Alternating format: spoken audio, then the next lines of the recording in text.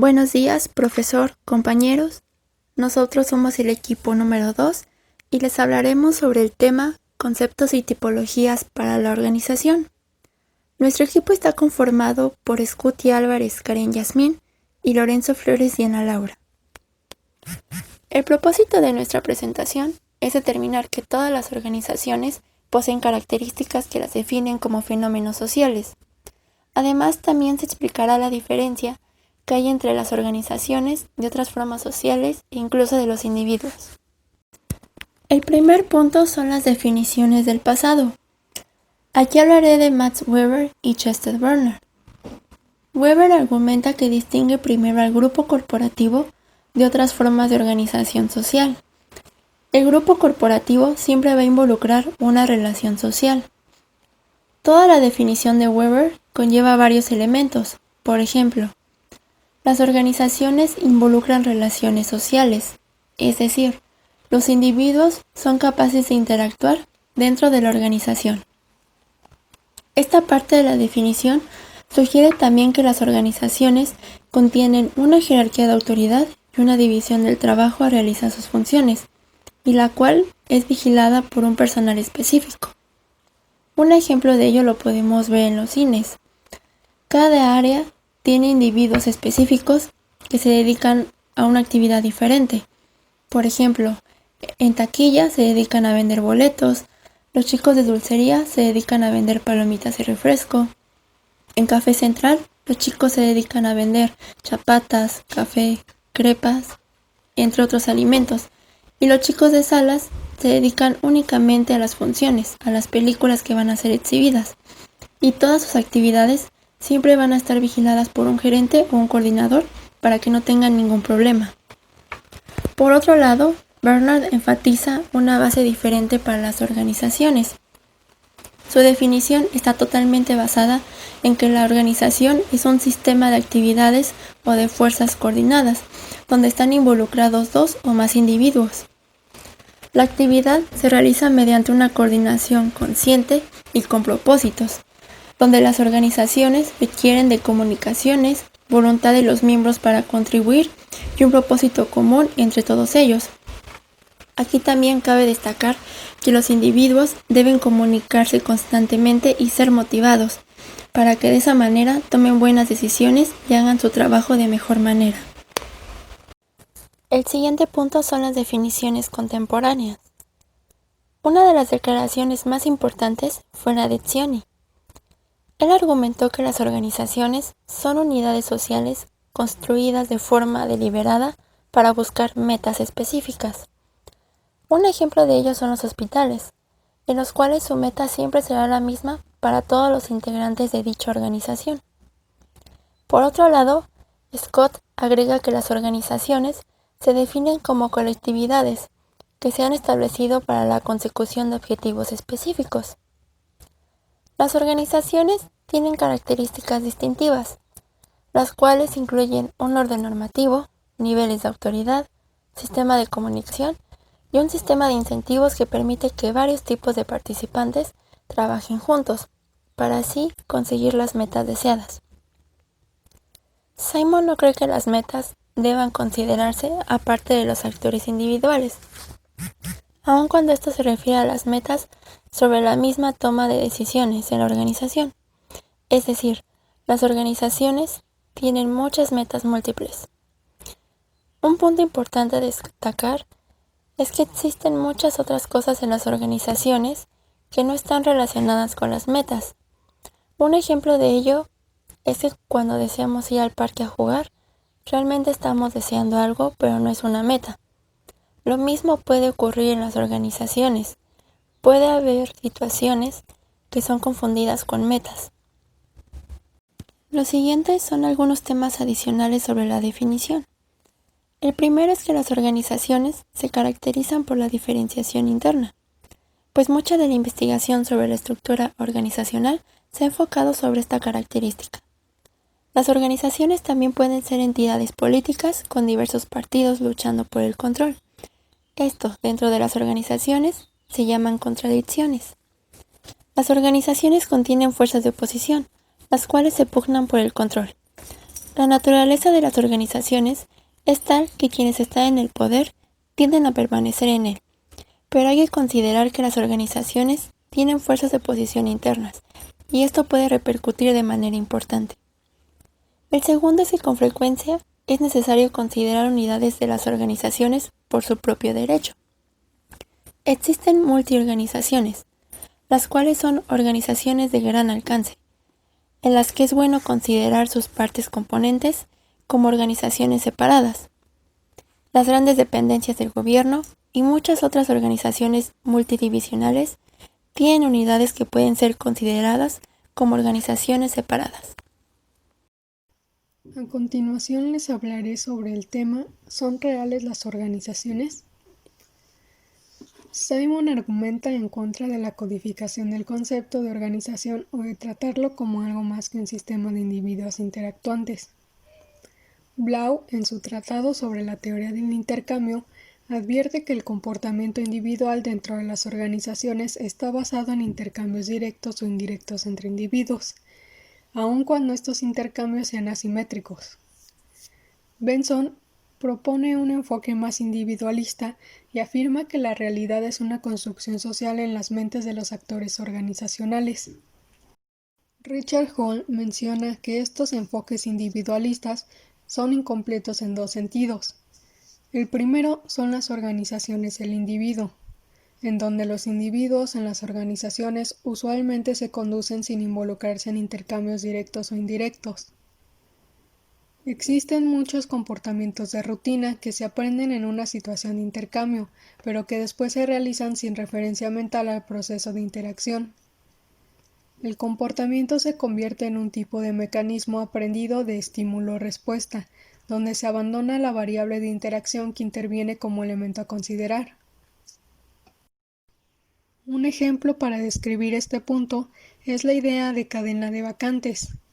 A medida que las posiciones van quedando vacantes en una organización, se crea una cadena de vacantes cuando surge la primera vacante, y después otras más. En las organizaciones grandes existen cadenas múltiples en los diversos departamentos de la organización. El segundo punto son las organizaciones como actores, en el cual el tratamiento de organizaciones como realidades ha estado ocupado con el comportamiento de los individuos.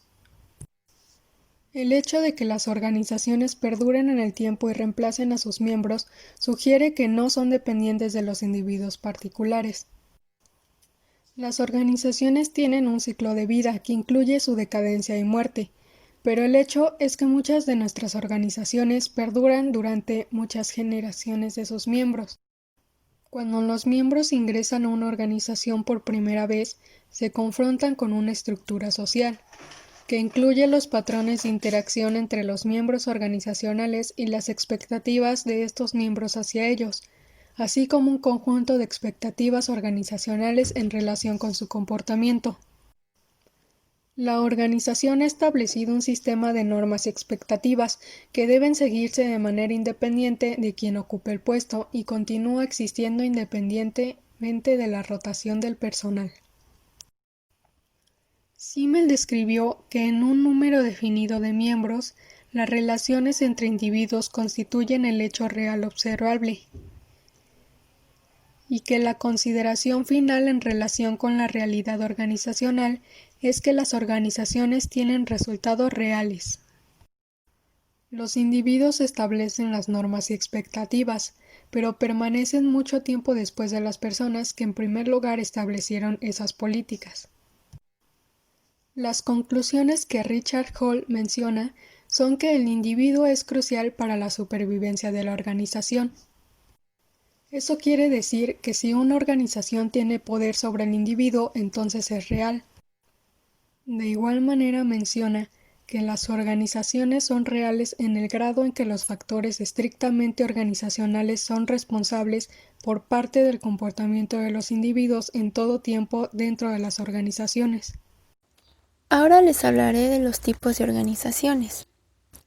Las organizaciones tienen un conjunto de características comunes que las hace sujetos distintivos de estudio.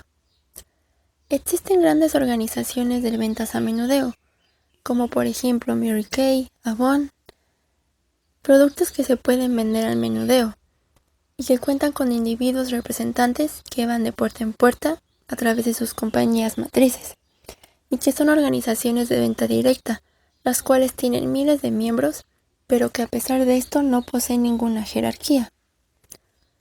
Aunque esto no nos puede decir mucho de las organizaciones, realmente fue la causa de que los investigadores hayan centrado su total atención a las tipologías, para así ayudarse a pensar acerca de las organizaciones de una manera más profunda. Perrow señala que los tipos de organización varían mucho dentro de cada tipo, de manera que algunas compañías tienen más en común a causa de su carácter rutinario.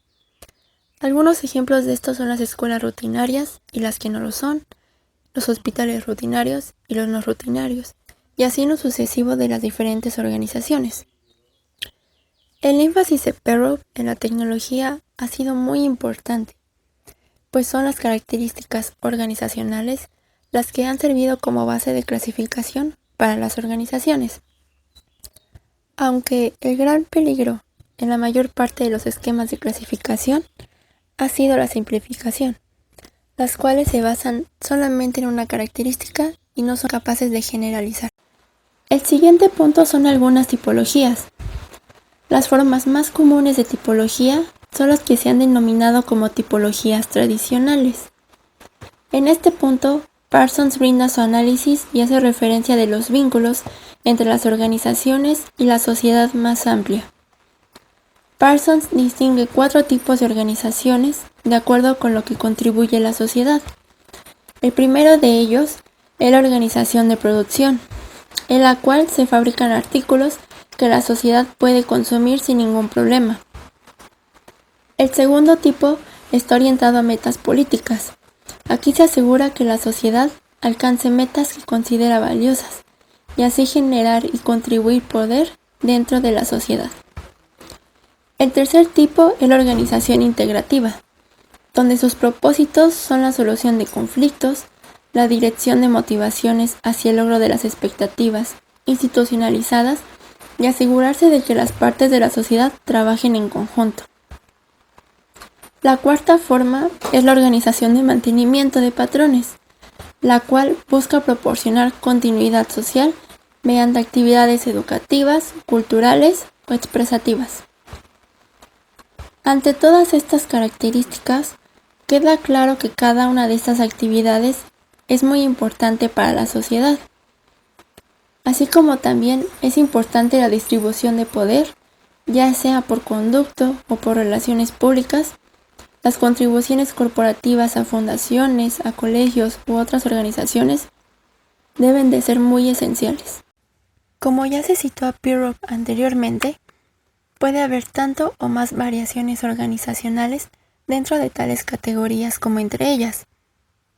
Otro enfoque para el desarrollo de tipologías intencionales lo ejemplifican los trabajos de Etzioni, de Blau y Scott.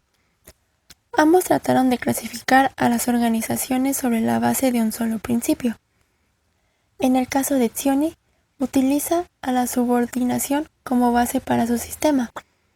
Recordemos que es la forma en que los participantes de un nivel inferior responden al sistema de autoridad de la organización.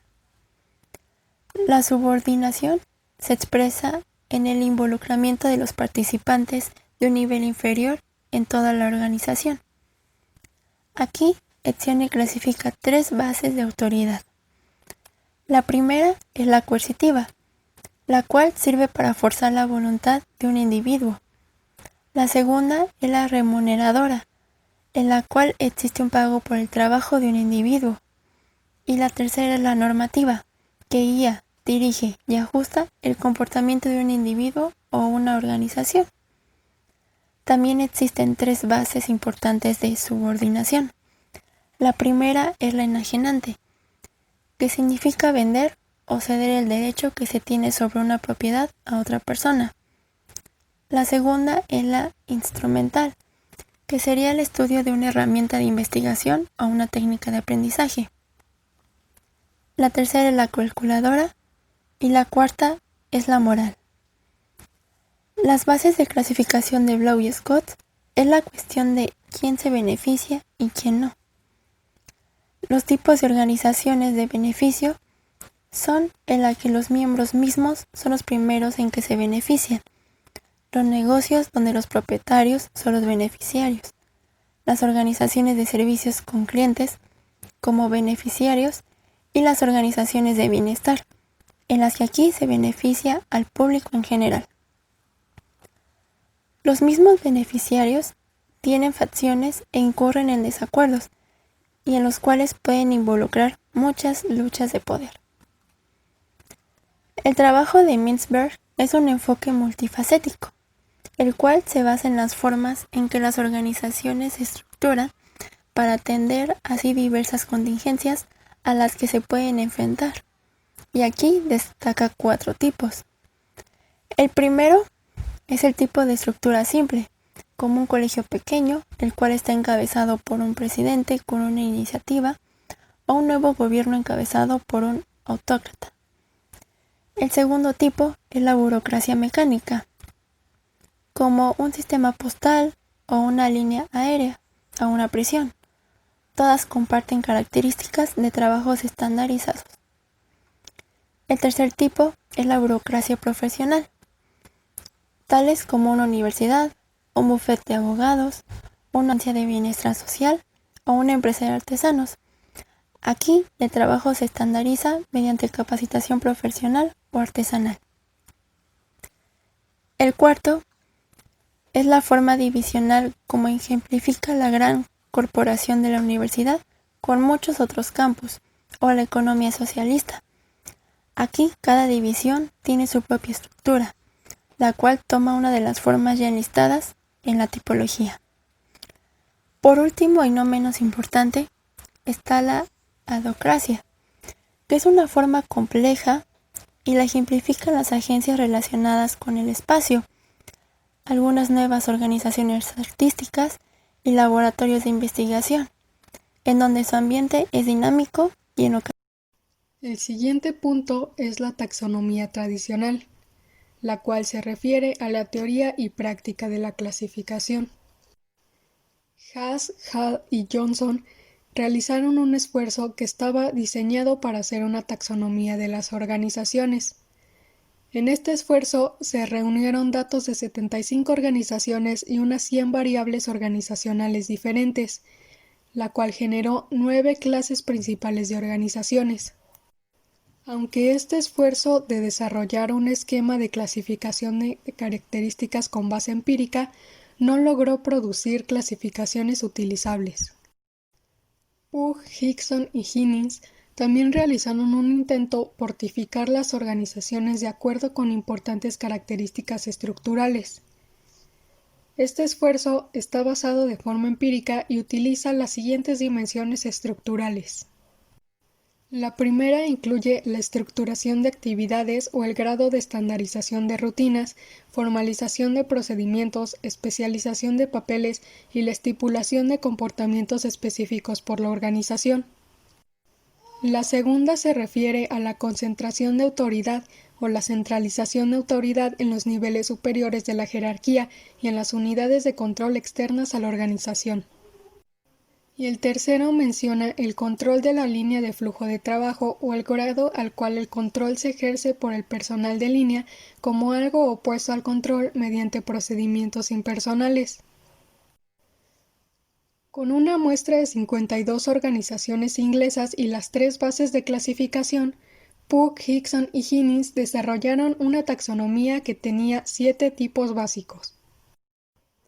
En esta taxonomía se encuentra 1. La burocracia total, 2. La burocracia total naciente, 3. La burocracia de flujo de trabajo, 4. La burocracia naciente de flujo de trabajo, 5. Burocracia de preflujo de trabajo, 6. Burocracia de personal y 7. Organización implícitamente estructurada. McKelvey ha criticado los esfuerzos de Haas y Pugh desde varios puntos de vista, y sus críticas señalan las dificultades y las complejidades de los esfuerzos taxonómicos. Él hace referencia a puntos como que se incluyan poblaciones amplias de organizaciones y si esto no es posible, se utiliza una unidad cultural significativa, como el Estado-nación. Debe emplearse una muestra probabilística de organizaciones. Los atributos organizacionales deben ser tan inclusivos como sea posible. Dada la amplia gama de posibilidades, atributos organizacionales que podrían utilizarse, se emplea un muestreo probabilístico de estos atributos. Los observadores o características organizacionales son tan inclusivos como sea posible. Donde sea necesario, utilice un plan de muestreo probabilístico estratificado para seleccionar a los observadores.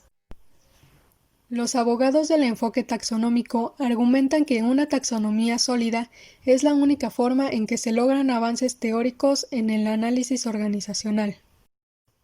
De igual manera, McKelvey desarrolló un esquema complejo y amplio, mediante el cual sería posible una clasificación organizacional definitiva. Él basa su enfoque en una perspectiva evolucionista basada en la población. En esta lectura únicamente se toman dos puntos que tienen mayor relevancia. En primer lugar está el énfasis en las poblaciones de organizaciones, las cuales son equivalentes a las especies de las criaturas biológicas. Y en términos sencillos, las poblaciones de organizaciones son organizaciones del mismo tipo. El segundo punto importante es la competencia dominante, y esta se refiere al conocimiento y habilidades técnicas y administrativas que permiten que una organización sobreviva. McKelvey cree que las competencias dominantes son probablemente la base clave sobre el cual se diferencian las organizaciones. El siguiente subtema lleva por título ¿con qué variables debemos clasificar?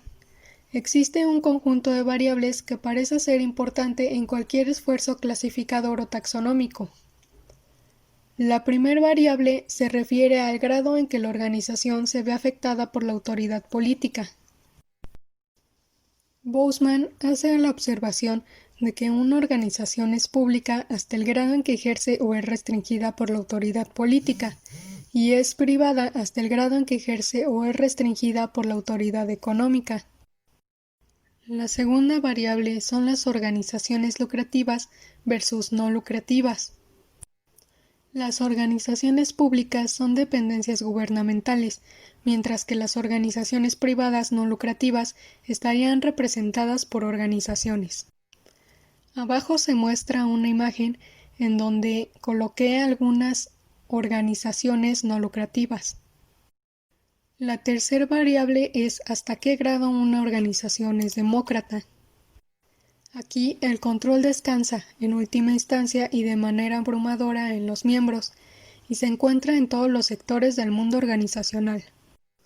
La última variable incluye un esfuerzo amplio taxonómico o clasificador, y este es el poder en el mercado o dominio del ambiente que posee una organización.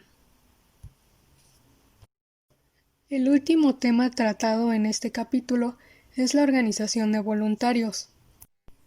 El voluntarismo concibe a los humanos como por completo autónomos y con libre albedrío, en tanto que el determinismo concibe a la gente como controlada totalmente por la situación o ambiente en que se ubica.